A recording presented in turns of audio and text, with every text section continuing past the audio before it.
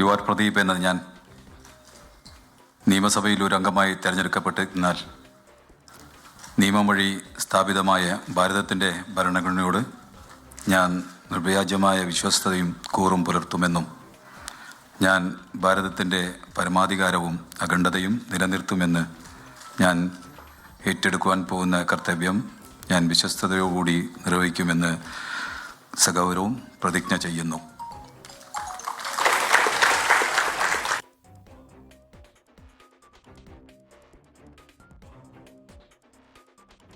ചടങ്ങുകൾ പൂർത്തിയാകുന്നു.